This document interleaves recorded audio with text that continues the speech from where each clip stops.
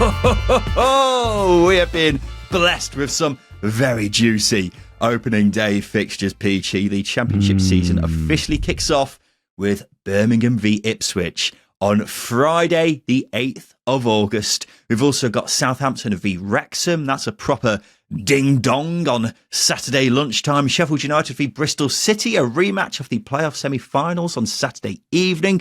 And then a meeting between two crisis clubs in the Championship on Sunday afternoon. Leicester City versus Sheffield Wednesday. But I tell you what, Birmingham v Ipswich, Justin, that is a proper how's your mother to open the season, isn't it? Yeah, I knew the How's Your Mother was coming out. Maybe the first one of the 25-26 calendar. We love to hear it. We love to see it. It's the first bloody game of the season. Of course it is. There we go.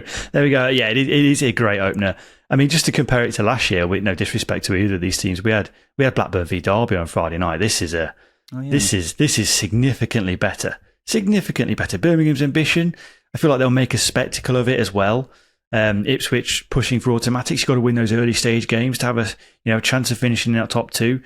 Going to St Andrews away in your first game, that's not nice. No, not nice at all. Two of the favourites for the bookies to win promotion as we sit here right now. So yeah, that's a proper how's your mother to kick things off. I was delighted when I saw that on the first game of the season. And you're right, I think we had Luton v Burnley on the Monday, didn't we, last season? So that was what we thought was going to be a promotion clash at the start of the season. Obviously, it didn't end up being that way. But this one, all being well, should be a proper, I don't want to say 6-pointer because that doesn't make sense on the first day of the season. But, it's still... It's a 6-pointer in the context of the season. Yeah. It could be. Could be. Because those early games, they get you promotion. Yeah, absolutely. Every game is massive, Justin, whether it's the first kickoff or the last kickoff. Let's look at the final day, Justin. Doesn't have as many obviously mouth-watering fixtures as the opening day, I would say. Of course, it's very difficult to say who will be fighting for what at the end of the season. Preston v Southampton was one which I thought may have a bit of double jeopardy about it at either end of the table. Any fixtures stand out to you on the final day? I'm looking at Bristol City, Stoke City, Ryan. Now, why? Given how hot I am on Stoke again because of signing Sorba Thomas, this is a relegation 6-pointer. This is a playoff 6-pointer. I was going to say a top 6 playoff place. This one is. I thought you were joking when you were talking about Stoke being a dark horse. I thought you were just pulling my leg to wind me up. I didn't realise you were actually being genuine here, Justin. I never make jokes about Stoke City, Ryan. Which is a shame because I bet you wish you did over the past few seasons. Yeah, I'm not sure about that game, but maybe you'll be right with it. What you were initially saying about it being a relegation game. Who knows? Here's some other dates for your diary. Just in the first South Coast derby, the first league meeting between Portsmouth and Southampton in over 13 years on the 13th of September, very early on in the season. That one, isn't it? Sticking with Southampton, them against Ipswich, the two favourites for promotion. Currently, they face each other in the second week of the season, which is a very early promotion clash, you would imagine. They'll also meet with 7 games to go, so 2 games there to keep an eye on. But speaking of Ipswich, you were just mentioning there, Justin, about how important the first game is compared to every other game in the league. They've got a very tricky first 5 games. Birmingham, Southampton and Sheffield United, i.e. the other 3 favourites to win promotion with the bookies. They've got to face all of them in their first 5 games. So we should get a pretty early idea of where they're at, you would say. Yeah, that's a pretty ugly first 5. You got, I would say, high spending 3 there. You've got Birmingham City, we know their budget potential. Southampton coming down from the Premier League. Sheffield United are going to back Ruben Sellers with their AI generated transfers. So, for Ipswich to have to play those 3 teams, it's maybe a good time to play them because you've got Birmingham settling into a new league, Southampton reeling from relegation, Sheffield United getting used to a new manager. Yeah, it could play into Ipswich's hands, but that's how potentially unpredictable the Championship is. Yeah, that's a good point, actually. All those 3 sides have got something going against them in a way, I guess. But Ipswich will certainly be fancying their chances there. They'll also fancy their chances in the first East Anglian derby of the season on October the 4th. Can Ipswich finally beat Norwich after 16 years of failing to do so? Good time to do it. Yeah, it certainly would be. One to jot down in the diary there. Here's some more derbies for you, Justin. The Steel City derby. The first one of the season is on November the 22nd. Hopefully Sheffield Wednesday have a squad for it. We've got the Hollywood Derby, as it was coined last season, Wrexham v Birmingham. That's on the 4th of October. I saw Birmingham on their official Twitter putting out some jibes earlier on at Wrexham, which is good stuff, which I'm always a fan of.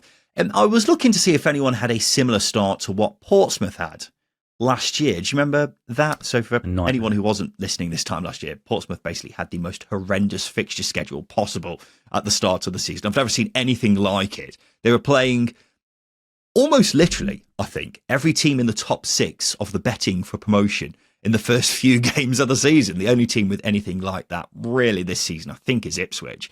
But it's fair to say they won't feel as daunted about it as newly promoted Portsmouth did this time last year. Yeah, you feel like Ipswich, no disrespect to Portsmouth, have a little bit more capability to adapting and dealing with the... I think that's fair. Yeah, given their squad depth and quality.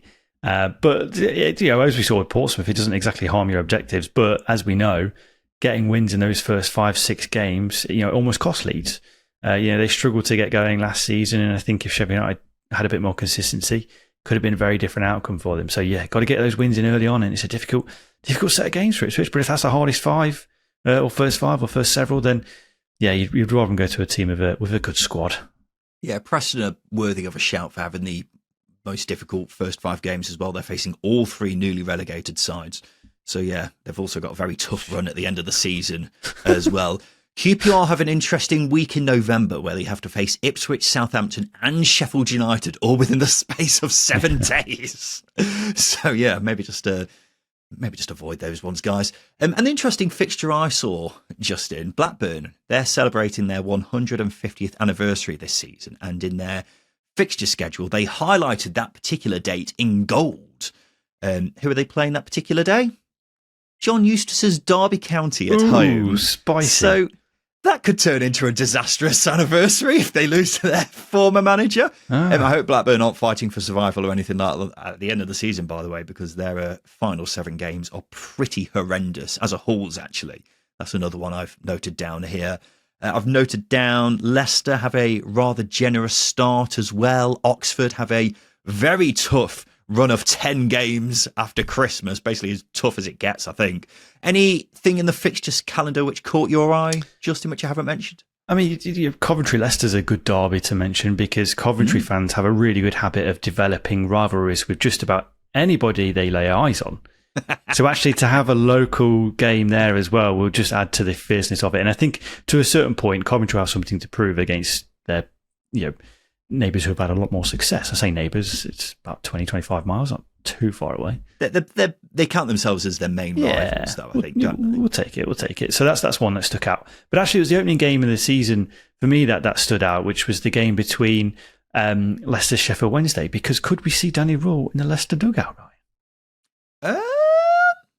I think it's a possibility. I mean, we'll be talking about that very, very shortly, but I definitely wouldn't rule that out when they eventually sack Ruud van Nistelrooy. But that's a very interesting little side note that you've produced there, Justin. Good stuff. Well done, you. I do try. But I tell you what, I was looking ahead to the new season. I was looking forward to it, but I just thought, it's so far away. But now that we've got the fixtures out, I'm like, here we go. Rubbing my thighs in excitement, Justin. Now I am counting down the days/weeks until that first game of the season. So the countdown starts now, ladies and gentlemen. But let's have a look at the news from across the Championship this past week, Justin. And we'll begin with the latest from the Crisis Club at Hillsborough and some news regarding the future of Danny Rule, because the Sheffield Star is reporting that Sheffield Wednesday and Danny Rule are in discussions to end his reign. The German will not take the early stages of pre-season, and unless something drastic happens, he will have managed his last game at Wednesday as they try to find a compromise over his contract. It comes after a pretty public fallout with the owner. Rule has been linked with several clubs, but it's believed that his large compensation fee has prevented any move from happening in the past. But I think the bottom line here is, Justin, thank God common sense seems to have prevailed in some shape or form here. It certainly shouldn't have taken this long because, if clubs were going to negotiate with Chancery, given their financial situation at Sheffield Wednesday, it would have made sense to just come to an agreement on that potential fee it would have taken to get him out of his contract. But you are right. Common sense has prevailed because the situation was becoming untenable. His backroom staff are out of contract this month per Telegraph, so he's not going to carry on without them. And with the financial issues, contracts aren't going to get renewed. But all it does is add uncertainty to the cause, but also way more questions. And again, you just got to look at the fans in this scenario, because they're in a situation now where's their club going from here? This is a key time in your season. It's when you start to build your squad.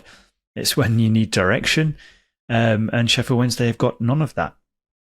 Yeah, it's a pretty depressing set of circumstances for the supporters, isn't it? But look, it doesn't make any sense to keep a manager who doesn't want to be there, does it? And it goes without saying, this summer's been a car crash already. The best chance Wednesday have got of salvaging this season is not letting this saga drag on any longer than it has done, and get someone else in, who actually wants to be at the club. And I think it says a lot that Wednesday fans aren't even annoyed with Danny Rule, really. Of course, they're sad to see him go, but any Wednesday fan with an ounce of common sense completely understands why he wants to go. Because why would anyone want to manage in these circumstances, Justin, especially a young, talented manager like Danny Rule? Yeah, exactly. And that's when you start to think, well, okay, you're in a scenario where you just got to accept the situation. Because I think if Chancery is not a Sheffield Wednesday, Danny Rule stays and the club starts to grow and build on what has been a successful 18 months under a very good, young, exciting manager. Or someone comes and buys him out of his contract and appoints him, and everyone's happy because Sheffield Wednesday gets in fee, etc., etc. There's so many potential positives to him leaving, but at the moment, because Chancery is in charge, the situation that I liken Sheffield Wednesday to is Reading a couple of years ago, when they were in a dire straits in a championship, and they appoint Paul Ince. And that's unfortunately. I pause because it's like you sort of gasp for air a little bit, because I think that's where you're at.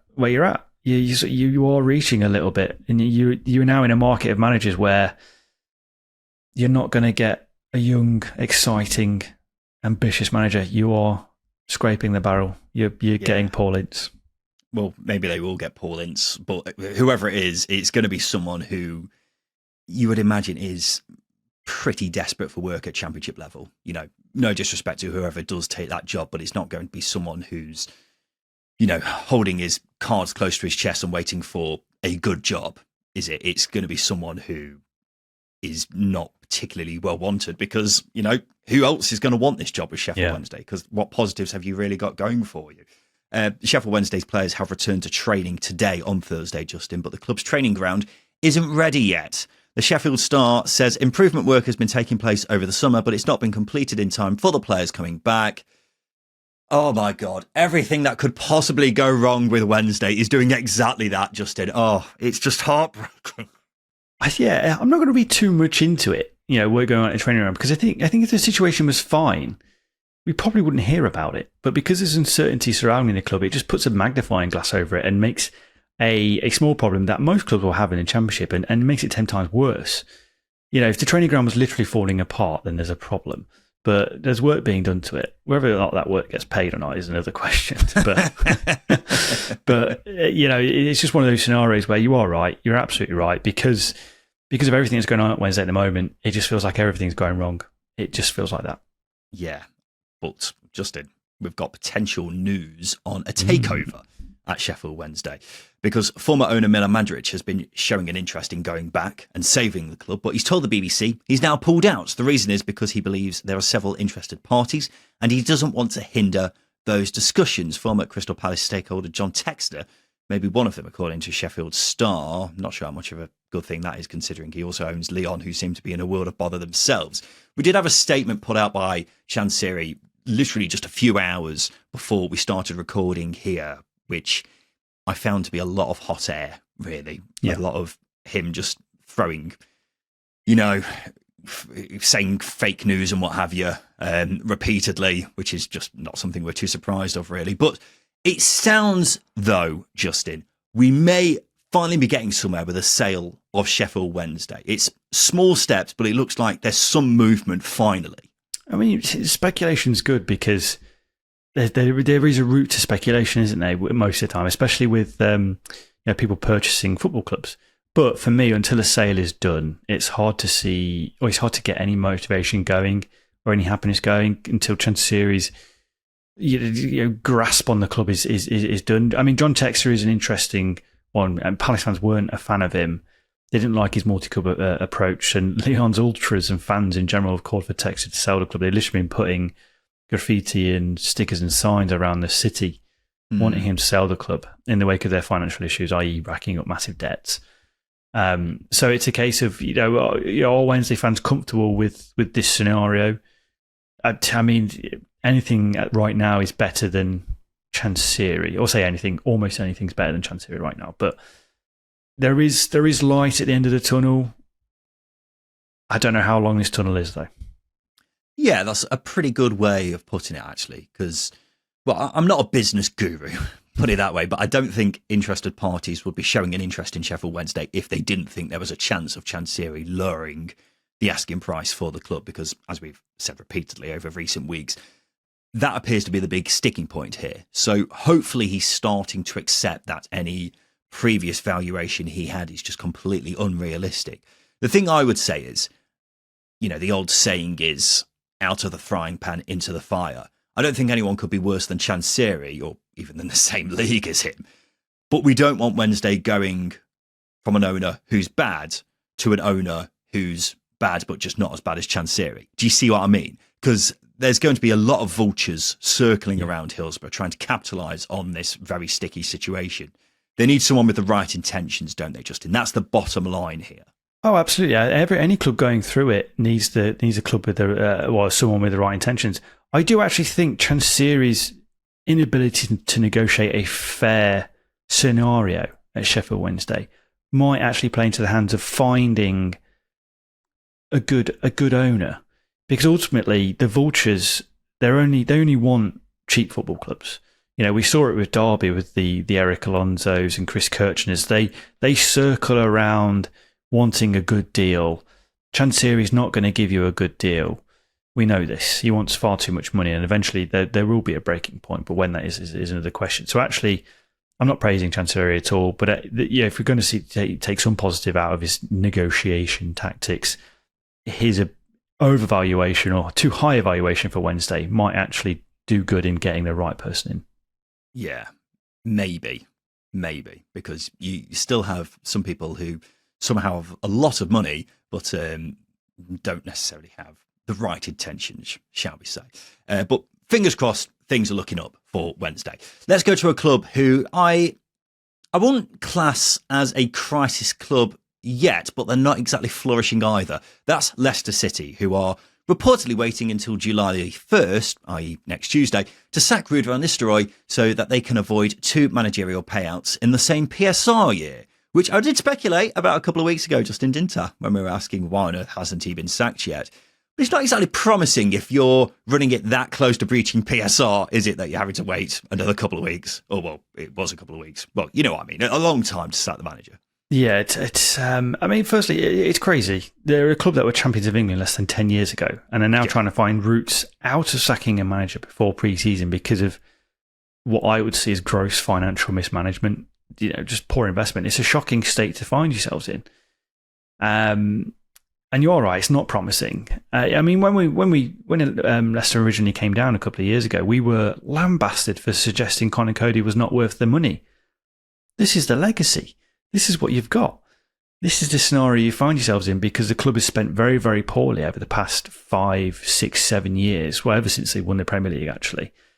And this is the scenario you're now in, unfortunately, Leicester fans. It's a difficult one, and one you don't need coming down into a very, very competitive championship this year. Well, it's the perfect time to throw ahead to Sunday's episode, because we've spoken to the football finance god himself, Kieran Maguire, and we did talk about Leicester at length. Put it this way, I came out of that chat even more concerned about them than I was heading into it. I don't know how much of what he said was already out there that I had just missed, but yeah, I won't spoil anything. Make sure you listen to Sunday's episode. The long and short of it is that Leicester City are in an absolute mess. But reports are that Sean Dyche is believed to be the favourite for the job when Van Nistelrooy is finally sacked, which If true, I find very surprising that he would be willing to go to a club in the Championship in as big a mess as Leicester City are. Justin, I don't know what you think about that. I do like the idea of his ego being bruised, coming down to a club in a Championship, smarting. I find Sean Dyche a very weird character. I find him difficult to like. So actually, him coming down to a scenario where it's not going to be nice for him is an interesting one. That being said, you sound woke, Justin. Oh, I sound very woke. Yeah, I mean, I think there's an element of that with Sean Dyche. I think he likes the attention. I mean, he's just been retelling that Pep Guardiola story that's been gone viral recently. He loves it. He loves it. But for me, and personally, until their situation is resolved, it's hard to pinpoint which is the best route for Leicester. You know, if they're going to spend and invest in key areas in their squad, go and get Sean Dyche. Be ambitious. If you can't, rebuild, because you need to rebuild. You need to completely reset that squad. Get rid of all the average mess that is being paid far too much money. I don't think Sean Dyche would be up for a rebuild, though. Well, that's the other side of the debate, isn't it? Because he wouldn't be. He will want to invest and build on what is already there, despite it needing gutting. But if you can't get Sean Dyche, as I alluded to, go and get Danny Rule, reset, go again. Yeah, well, maybe this is the perfect opportunity for Danny Rule. It's kind of like saying to him, would you rather stand in a giant cowpat Danny or this dog turd? But one isn't as bad as the other for now. So yeah, I know which one I would definitely prefer in this case. Life's a shit show. Exactly. I would just be very surprised if Sean Dyche was up for the Leicester job. As we were alluding to when we were talking about him a couple of weeks ago, it seems like his next job should be in the Championship, but whether Leicester is the one for him, I'm not too sure. QPR, they finally announced their new manager, former Rennes boss Julien Stéphan. He takes over from Martí Cifuentes. Now, we did talk about this move, Rennes. There were reports of it happening a few weeks ago, Justin, but now that it's done, looks like quite an ambitious move, doesn't it? I like it. I really, really do. I think QPR have been bold in their approach all summer, really. I think, firstly, moving on from Martí Cifuentes, who, by in his own right, was probably capable of leading the team up the table if the squad was going to get investment, and judging by what's gone on this summer, it's getting it. But they moved on, brought in someone who, by track record in France of developing players and having success, is probably an upgrade. So I think it's very ambitious. I do like it, but he does need players. Charlie Kelman, reports would say that he's staying. He had a very good season in League One with Leyton Orient. Jimmy Dunn, I think, is phenomenal business to renew his contract. How the hell have they done that? I don't know. It's honestly astonishing, but you can only imagine that he's buying into a project that's been sold to him at QPR, because he could have gone to Sheffield United, obviously, if Chris Wilder was there. He probably would have. Well, there was talk of it. And then you've got Kwame Poku as well, who's had everybody linked with him. Even I've fancied him at one point.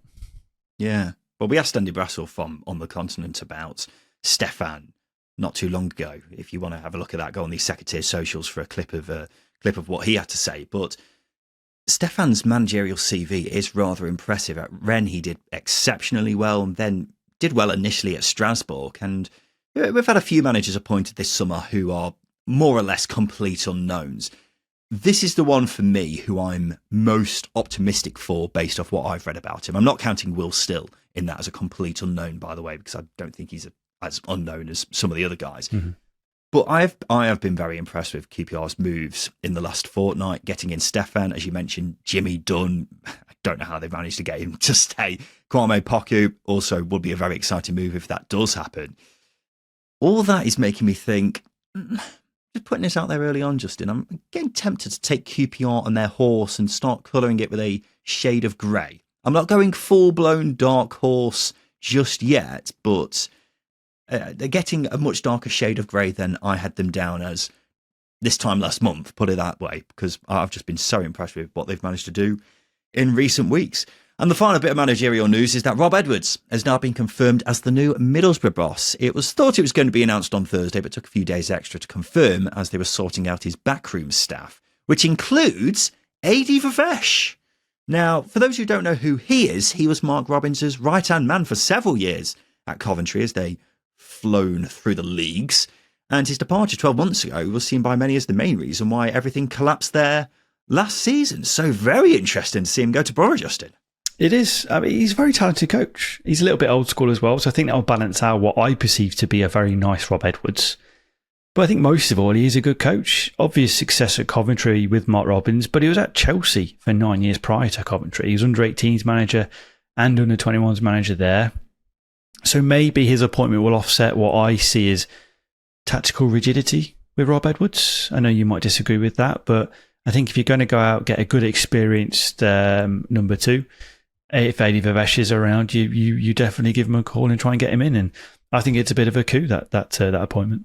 Yeah, well, after Mark Robins got sacked, the Coventry owner Doug King did this big press conference explaining why he was sacked. And he talked a lot about how crucial Vivesh was to the project, particularly in terms of developing players. Middlesbrough have got a lot of young talent who theoretically should benefit from that. So it's a very, very interesting move. There have been Coventry fans saying Mark Robins isn't the same manager without Vivesh. And while I'm not sure that's necessarily true, we haven't seen much evidence disproving that theory yet. Mm-hmm. So, yeah, major coup for Middlesbrough. I would say that I imagine will probably go under the radar for most. We'll have a quick break, shall we? After that, we'll talk about all the latest transfer news from across the Championship.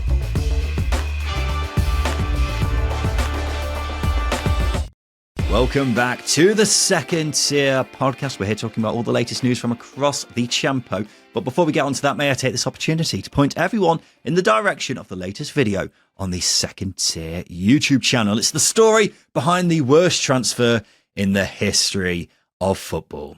Jean-Kévin Augustin to Leeds United. They paid £40 million for a player who played just 48 minutes for them, and they didn't even get to keep him. He cost £3.6 million per touch of the ball.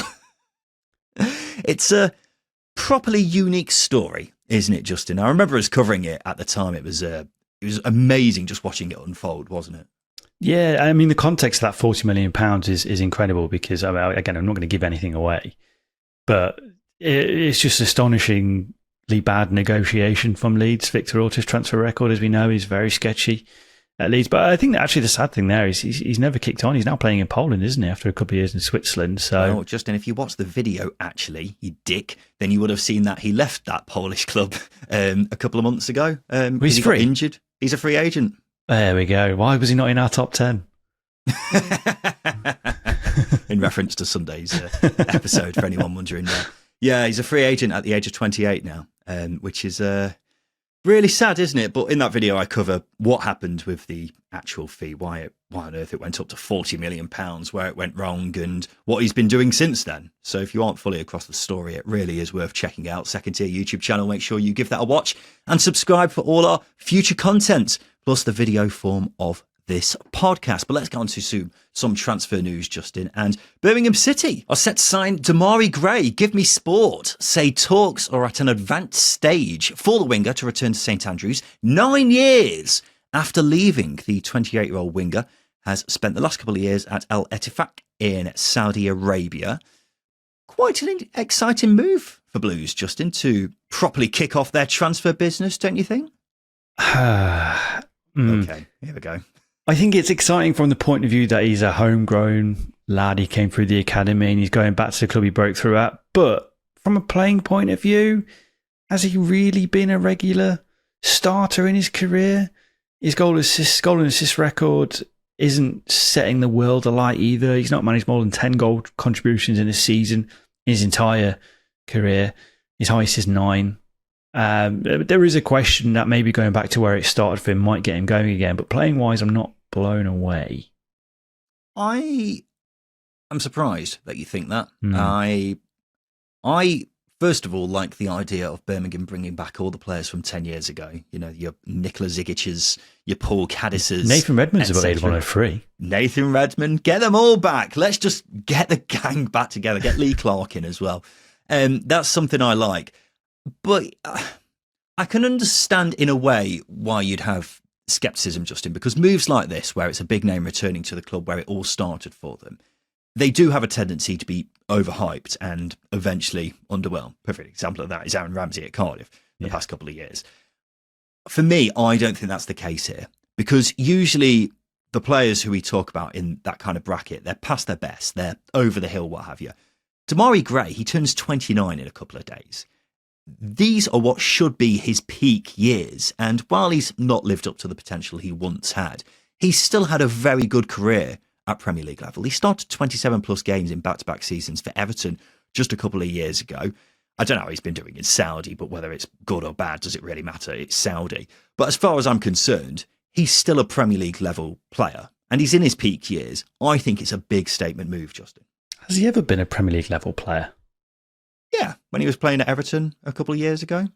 But again, when he was at Leicester, he played quite a few games in a Leicester shirt after they won the Premier League. Yeah, he did. But again, I'm just looking at the main thing you could judge an attacker for and his goal contributions. I'm not convinced by his record. And again, yes, he's stepping down into the Championship. That might be a good step forward for him. But I've not seen enough from him at top flight level to say, yeah, he's at that level.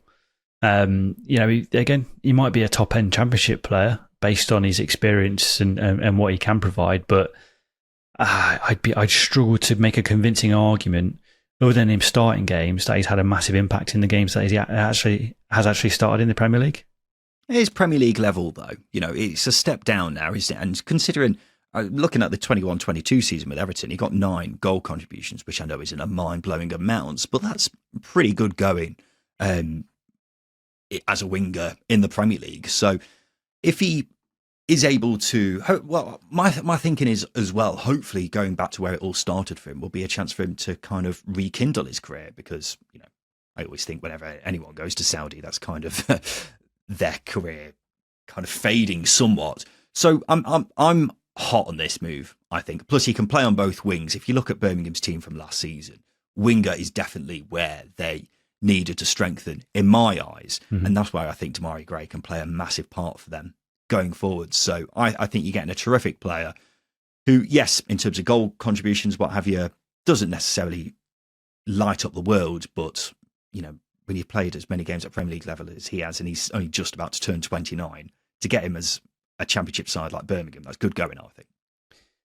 Yeah, there are just a lot of variables that are making me struggle to get very excited by it. I think it's a steady signing at Championship level, and I think the romance of one of your former academy players coming back will inject a lot into both the player, the supporters.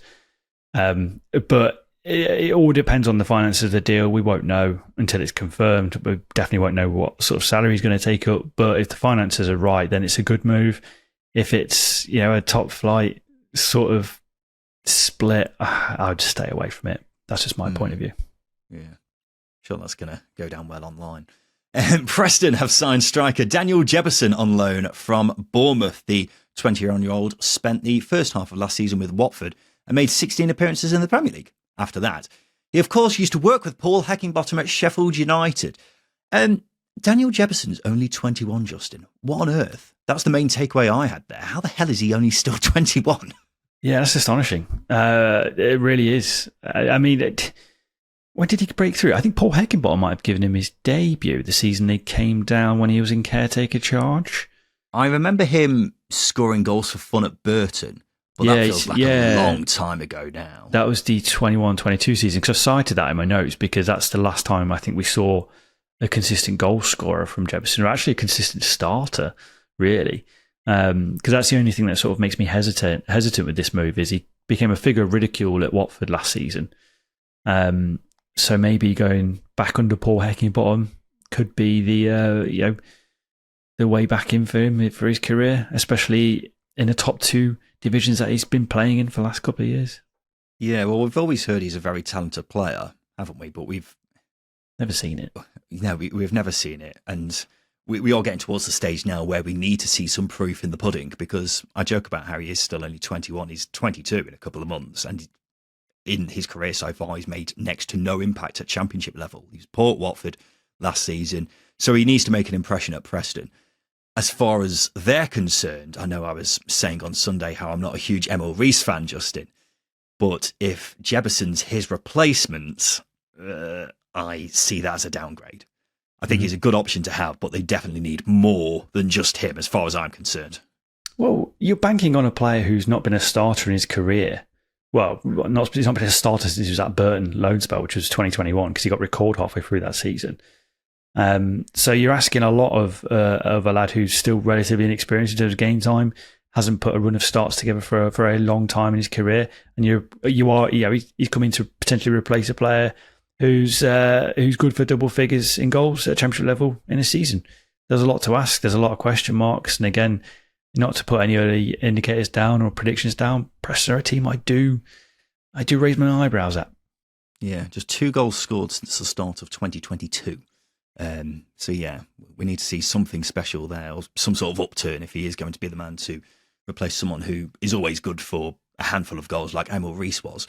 West Brom have signed defender Nat Phillips on a permanent deal from Liverpool. The 28-year-old spent last season on loan at Derby. He signed a 3-year deal and has reportedly cost £1 million plus add-ons.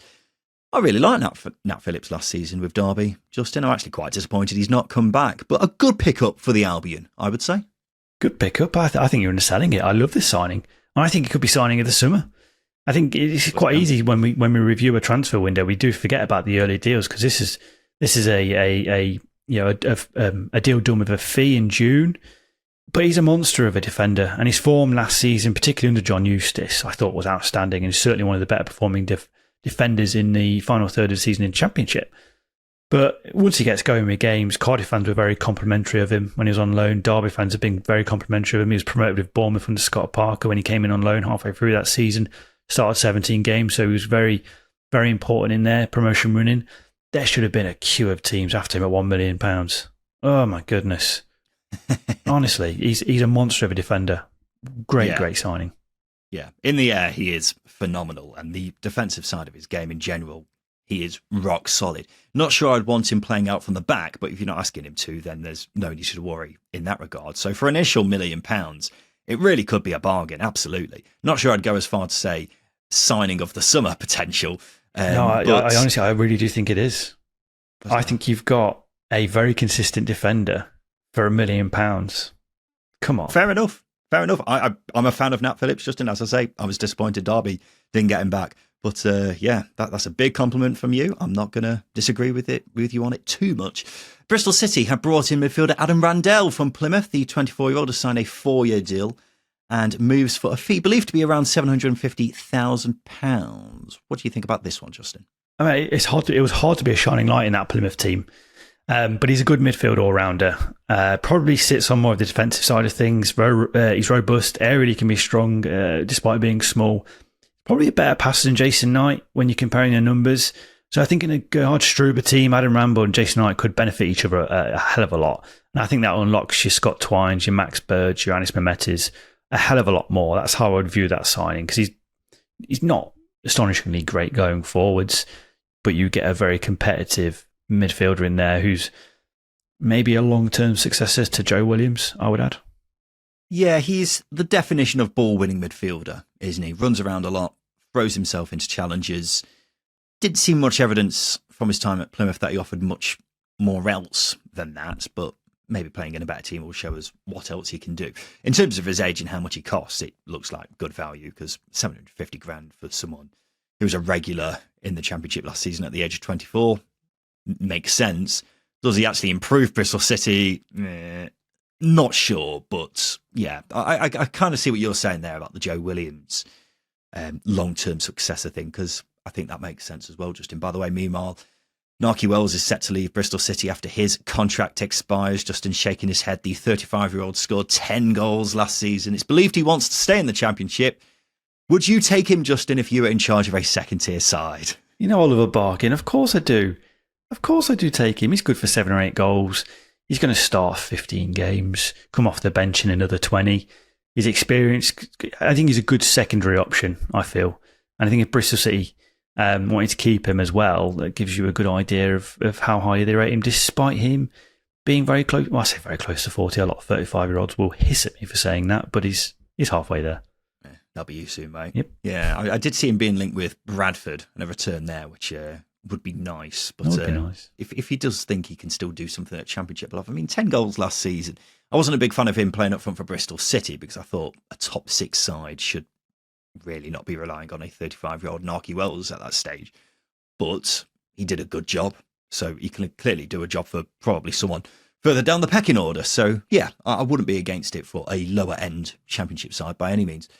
Now, Justin, it looks like we won't be seeing Paul Mullin in the Championship next season. The striker's left Wrexham on loan to go to Wigan in the latest series of Welcome to Wrexham. He said just to play one game in the Championship with Wrexham would be worth absolutely everything. It would be icing on the cake for this story. Heartbreaking stuff, Justin.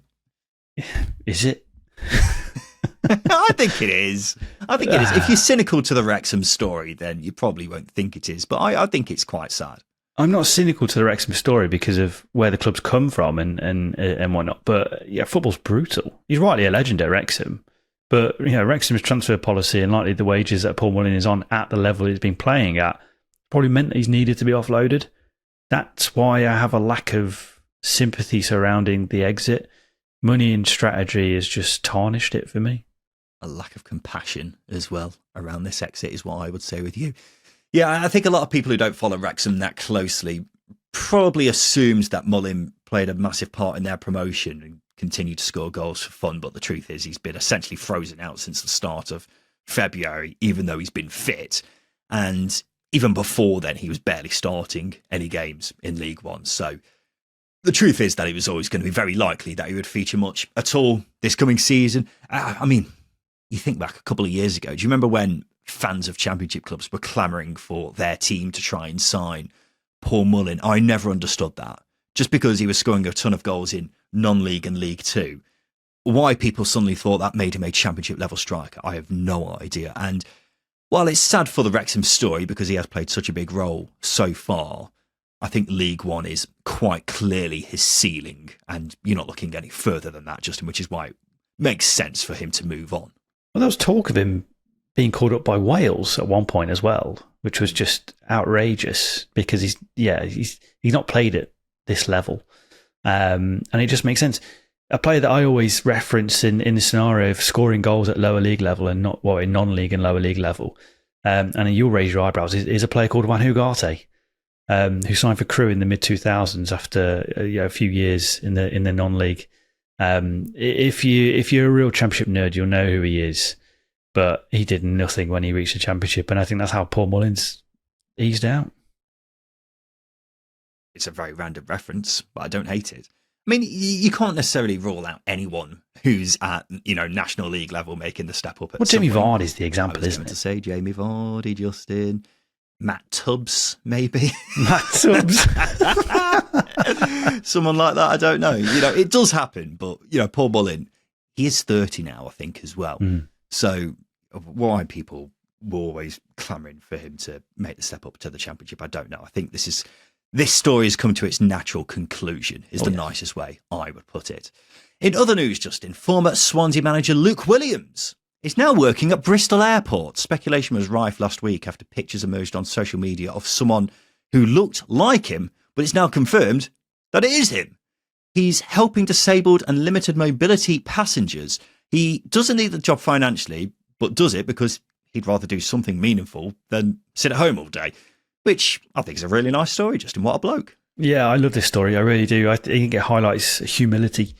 In a scenario where a lot of people could have pointed the finger and laughed, they didn't. They understood his reasoning, acknowledged it, and moved on exactly how it should be when these things come up, especially with some strange reporting on it, which you can leave there. But what reporting are you talking about?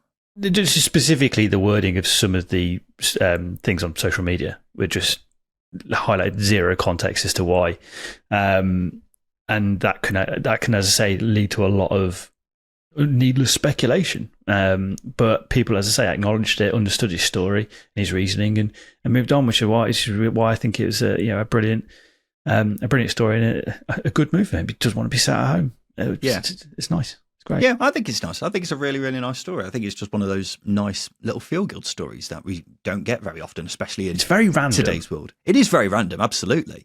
And I didn't see any of these tweets that you were talking about, but anyone like that can piss off as far as I'm concerned. I mean, have you ever had a week where you haven't got any plans?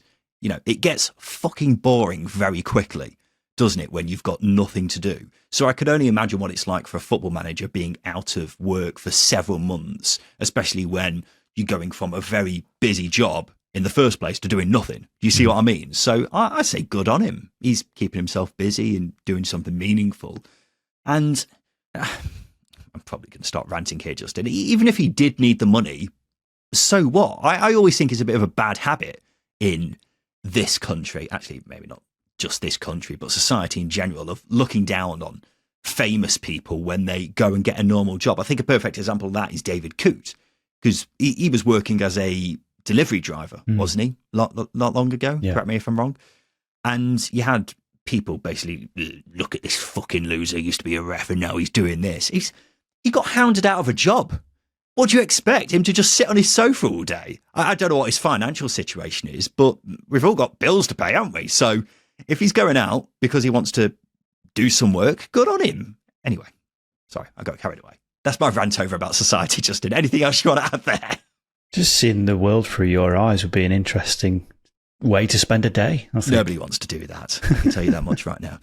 Preston North End have unveiled their new home kit for the season, but the shirt sponsor has caused a bit of a stir online. It's because they're being sponsored by Spud Bros. They're two brothers from Preston who have over 4 million followers on TikTok, who gained fame by sharing videos of them serving up jacket potatoes. They say it's a dream come true to be sponsoring their hometown club, but the design of the sponsor has caught the eye online because it does clash a bit with the overall shirt. Justin, what do you think?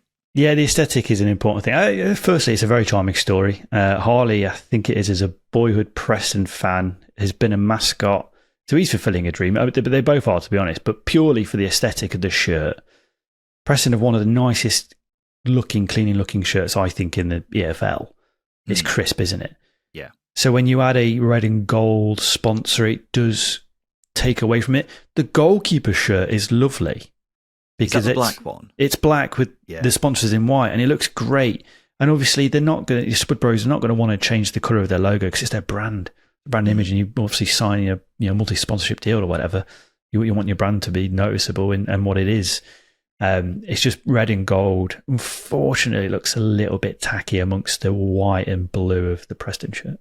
Yeah, and I get it. It's a nice story and everything, but it does say in the most jarring font you've ever seen, Spud Bros on the front of your shirt. You know, people are going to take the piss. It's like, remember when Derby had the Just Eat logo on their shirt, Justin? A bad logo. It looks horrendous. Yeah. But the fact it's being talked about by us and everyone on social media means it's working, doesn't it, Justin? Exactly. And I love jacket potatoes as well. And I might follow them on social media. Just to get some ideas on how to make some good spuds. I'm guessing you hadn't heard of Spud Bros before this then? No, I'm 31. Of course I didn't. No. Did you? I hadn't heard of them. No, I hadn't heard of them either. It's beautiful. This is it. Their sponsorship is paying off. Absolutely. Yeah, we're here talking about them right now. 4 million followers for making jacket potatoes. How do you do that? I really don't understand TikTok. It is mind-blowing to me, but, fair play to them. I want 4 million followers for the Second Tier podcast, and they are living the dream as far as I'm concerned. What can we do? So fair play to them, But I just don't understand how you can get 4 million followers for serving up jacket potatoes. No disrespect, Spud lads. 30 minutes football, 30 minutes culinary. Maybe that's what we should have been doing this whole time. Shit. Maybe we've been shown the way by the Spud Bros. Spud Bros. Yeah. What's the weirdest thing you follow on social media? Is there any unique accounts that you enjoy? I've literally just started following. I'm so glad you brought this up. I've literally just started following a couple of guys from Italy who have been releasing disco music. It's called Italo Disco, and it makes me want to smoke a cigarette and drink Campari because they do it and it looks cool. What do you mean? They just go around making? No, disco? They literally just put on DJ sets in a room in their house. Oh, okay. Doesn't sound as exciting as I thought it was. Yeah, but it's random as anything, and I've literally just come across it last week. Fair. I've started following a guy on Instagram who films himself planting flowers in public while drinking red wine and dancing to house music. It's really, really good stuff. You pull that face, Justin. It's really good stuff. It's some of the most entertaining stuff I've seen in a long time. But it's strange how it works, isn't it? Jacket potatoes, discos with Italians, and planting flowers. That's going to be my algorithm on social media from now on. And finally, Justin, we've had our first glimpse of Steve Coogan playing Mick McCarthy in the new film about Saipan. A teaser trailer has been released for the new movie about Big Mick's clash with Roy Keane in the Republic of Ireland camp in the 2002 World Cup. A release date hasn't been announced, but it's believed to be later this year. And I remember when we heard the news about this, Justin, we were a bit like, Steve Coogan playing Mick McCarthy.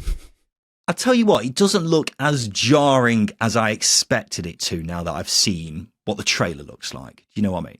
Yeah. It could, like, because Mick McCarthy is so Yorkshire, isn't he? And he's very stern. He's just he just looks old school, doesn't he? He looks like everyone's granddad. Steve Coogan doesn't. So it could have looked strange. Yeah. But, it kind of works. I mean, we've only seen a trailer, but all it's done is build up a lot of excitement to actually go and watch this and actually talk about it on the podcast, because it's just astonishing stuff.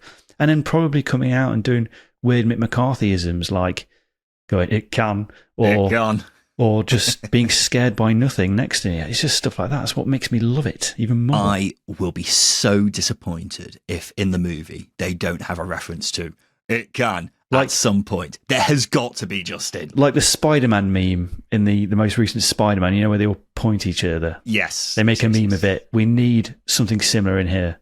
Yeah. Or the what's the George Michael song called again? Careless Whisper. The saxophone, yeah. Yes, where the camera zooms in on him or something like that. Just anything along those lines. We need some sort of meme references in this film. And who knows, maybe we'll do a reacts episode to it, Justin, when it eventually comes out. I don't know when it is, but when we do, we may have to organise something along those lines. But there we go, ladies and gents. This has been a roundup of the latest news from across the Championship. And this has been the Second Tier Podcast. We'll be back again on Sunday, where we'll be chatting to the football finance guru himself, Kieran Maguire, about all things across the Championship, including, of course, Sheffield Wednesday, Leicester City, how big the juggernauts are of Birmingham and Wrexham, and as many Championship clubs as we can try to fit in within an hour's time. So look forward to that on Sunday. It's a really, really good chat, as always, with the man who knows everything that there is about football finance. But this has been the Second Tier Podcast. I've been Ryan Dilks. I've been Justin Peach. And a big thank you for listening.